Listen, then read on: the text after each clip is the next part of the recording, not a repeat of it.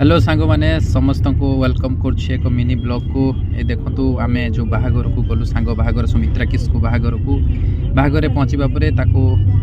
जाकि विश कलु विश कलापर बाहागर कौन कौन हुए केमी रीतिनीति परंपरा आम पचारिक बुझीलु तापर किसी समय रही बाहागर जो रीतिनीति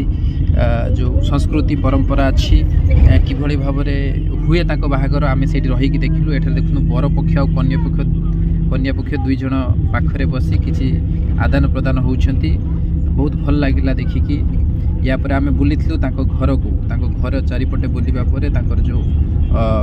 कुड़िया घर थिला से घर पाखरे समस्ते बसी खाऊले बहुत सुंदर भाव एंजॉय करुले ये बाहाघर को बहुत भल भी लगिला देखिकी